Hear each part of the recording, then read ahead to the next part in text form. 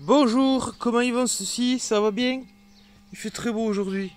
On a le chat qui est dehors, le ciel bleu, et les cloches qui sonnent. Non, franchement, royal le temps là, royal. Du coup, je suis trop bien en extérieur. J'avais envie vraiment de faire la vidéo en extérieur, pas en intérieur.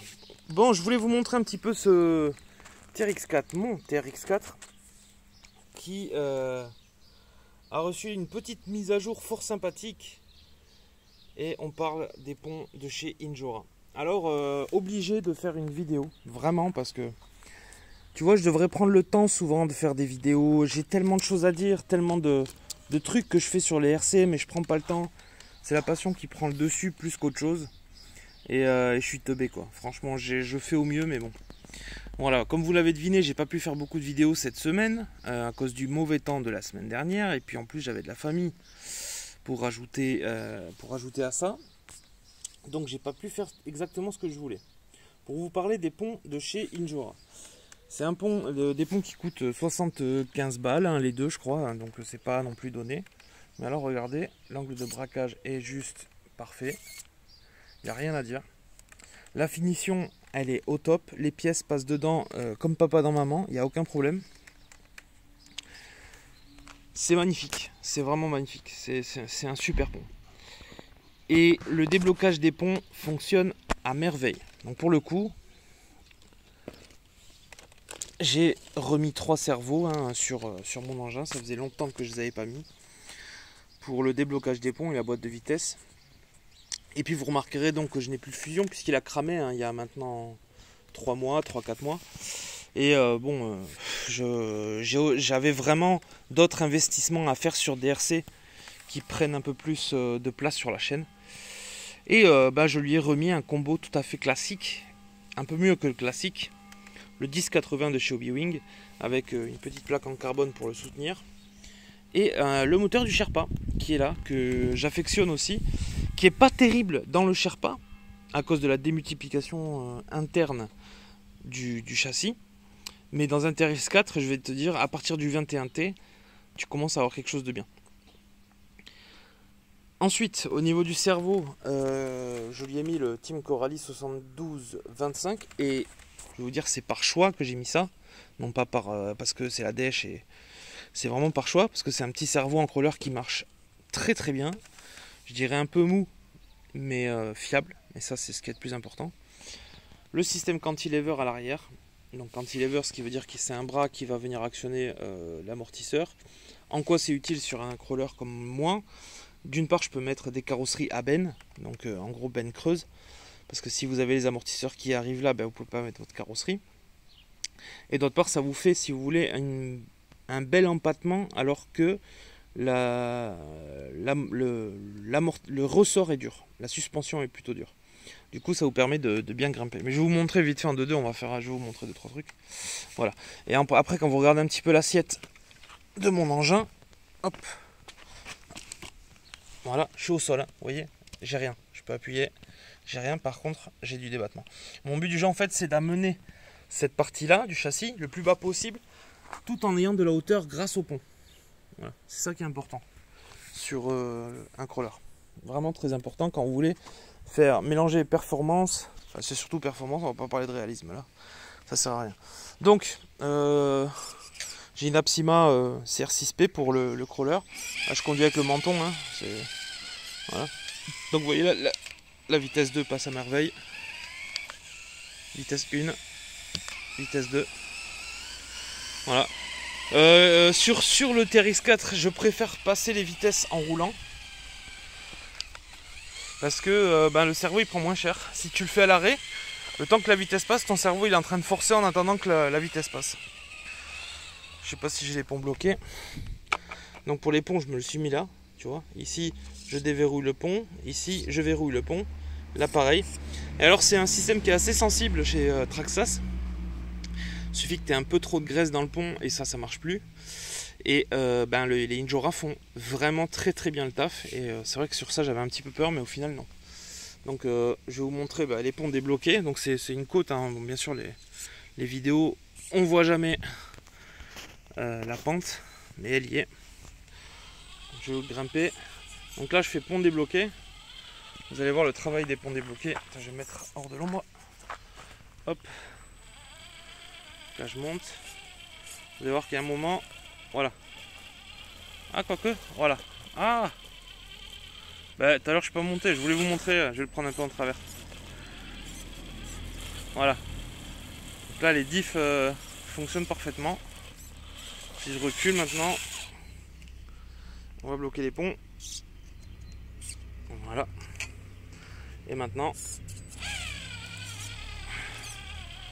on va grimper lentement mais sûrement. Voilà, easy, facile. Ensuite, à l'intérieur des jantes, j'ai des mousses dual densité de chez Injora. Je vais vous montrer à quoi ça sert la mousse dual. En gros, là, vous allez voir vraiment à quoi ça sert sur ce dénivelé là, sur ce dévers, pardon. La roue, en fait, elle va pas totalement s'écraser. C'est dur de conduire avec le montant, je vous jure. Là, il y a du dévers. Bon, je vais peut-être me retourner parce que je suis un peu bas. Enfin, un peu différemment. Ça m'empêche de descendre plus sur le dévers. On le voit là. Essayez avec vos pneus si vous n'avez pas les mousses dual. Vous allez comprendre. Voilà, à quoi ça sert une mousse dual. C'est éviter d'aller tomber plus bas dans le dévers le moment où vous allez faire la manœuvre. Donc vous voyez là, je freine pas. Hein. Je lâche l'axel. Voilà, là je suis complètement lâché. Et mon frein moteur est très bon, j'ai rien à dire. Je suis pas en blocage total. Si je veux bloquer, bah, je peux le bloquer, y a pas de problème. Mais le frein moteur me va complètement. Ça c'est la 2. Donc là franchement je retrouve vraiment mon TRX4 comme quand je l'ai eu presque. Ultra fonctionnel. Avec tout qui marche. Bon, mes servos c'est pas des servos de ouf. Je vous conseille pas de les acheter. Ils sont violets comme ça. C'est pas du tout les meilleurs, très clairement. Et il y en a, bah, ils sont un peu plus chers de chez Power HD ou maintenant Surpass qui fait ça. Donc si vous voulez vous monter des bons servos, c'est comme ça. Donc je disais, les ponts ils sont full alu maintenant et j'ai commandé la boîte de vitesse full alu. Donc on va se faire la boîte de vitesse. En fait en gros il va être full alu maintenant cet engin. Et bah, je serais ravi quoi. Et en plus bah, je vais lui prendre une carrosserie Ford Raptor. Parce que c'est vraiment mon kiff le Ford Raptor. Une carrosserie très légère pour qu'il reste performant. Je vais quand même dessiner quelques accessoires pour la carrosserie. J'ai envie qu'il soit propre. Et ça c'est important pour moi. Dans le sens j'aime bien mélanger les deux. Un peu de déco-réalisme et de la performance. Sur vos TRX4 Traxxas, vous avez les gros marchepieds, vous avez tout un équipement. Moi j'ai tout viré. J'ai mis 1 an pour tout virer en fait. Et je reviendrai jamais en arrière. Parce que là, le Traxxas TRX4 il est phénoménal. Phénoménal. J'ai pu faire des comparatifs avec le Vanquish Pro par exemple. Il est juste incroyable. Après bien sûr il faut savoir un petit peu le régler. Et je vous donne les bases, si ça vous plaît le crawler. C'est un peu ça les bases. C'est la caisse très très basse. Toute la caisse là. Et là je m'inspire de chez Vanquish. Et le pont avec de la hauteur, ce qui vous permet de passer quasiment partout, faire du rocher, faire de la terre, et le tout en 313 mm. Alors il y en a des 324, vous pouvez très bien faire avec.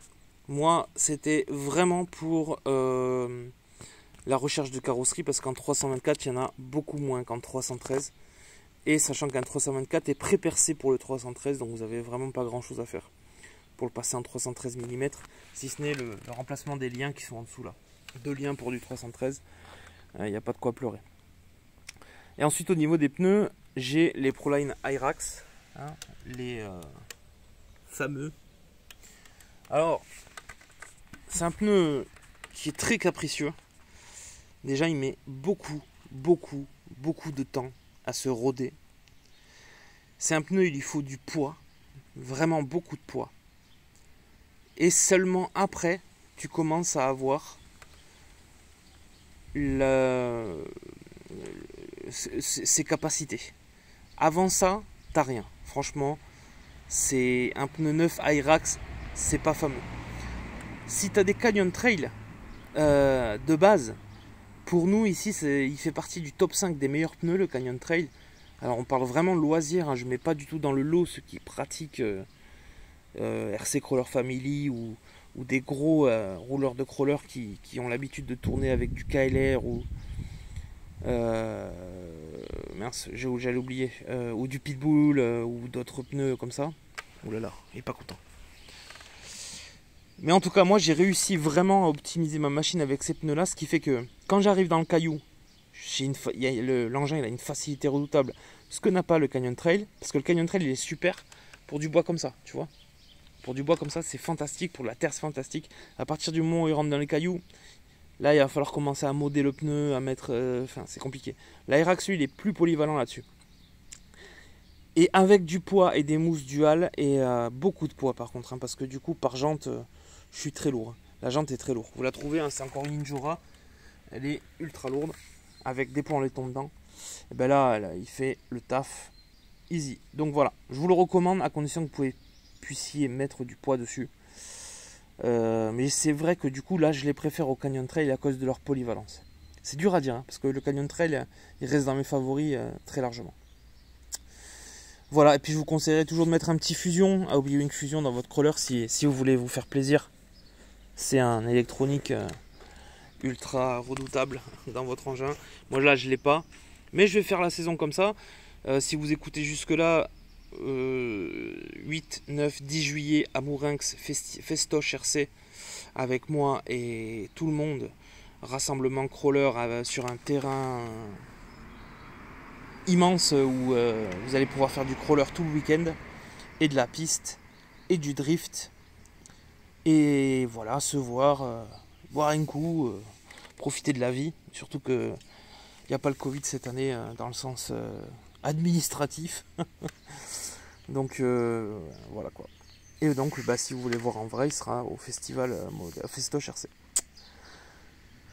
Voilà monsieur, dame, je voulais vraiment vous le faire la vidéo sur lui parce que j'en fais pas et là il mérite très largement sa vidéo, très largement parce qu'il est vraiment efficace. Bon, je vous dis à très bientôt, tout va bien. Je suis désolé du temps que j'ai mis à faire des vidéos cette semaine, c'était impossible. Et vu que j'ai pas pu filmer la semaine dernière, je me suis retrouvé sans vidéo, ce qui fait que bon, au final, j'avais des choses à faire et c'était cool. Mais ça me fait toujours chier de ne pas vous mettre des vidéos. C'est toujours comme ça.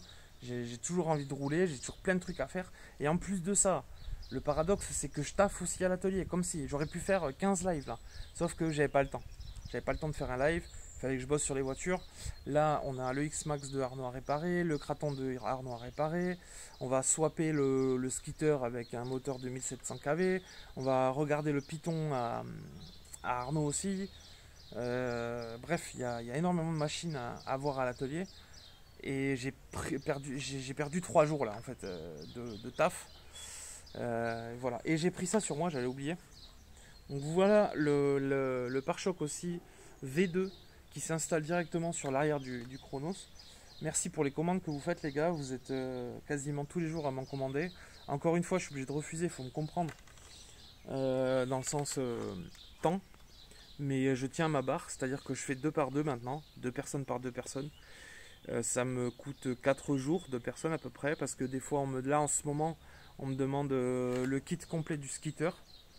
Ce que je ne mettais pas ça à disposition, je l'ai mis gratuitement sur Thingiverse. Mais maintenant, vu que personne ne peut imprimer pour personne, et en plus de ça, c'est vrai que maintenant on a une certaine, comment expliquer ça, expérience dans le print pour la solidité des pièces. Bah, du coup, voilà. Pour l'instant tout fonctionne, j'ai bien paramétré ma machine, ça tourne du tonnerre. Donc rien de spécial. Pire temps de ouf, pire temps de ouf. Voilà, je vous fais plein de bisous, j'espère que cette vidéo vous a plu, hein, petit aparté à la fin. Si vous voulez vous inscrire au festival 8, 9, 10 juillet, c'est sur la groupe Facebook RMT. Ça me fait mal au bras de faire ça. Groupe Facebook RMT, je le mets pas là parce que je vais pas monter cette vidéo là, je vous la mets brute pour point. Et c'est en haut de la page, hein. Il y a écrit à la une, sur la page RMT Facebook, il y a écrit à la une, vous faites intéresser. Et voilà, et vous allez là, suivez bien parce que vous allez avoir des informations qui vont arriver par rapport à ça. Il y a des réunions qui se sont faites, et ci et là. Bisous et vive le modélisme.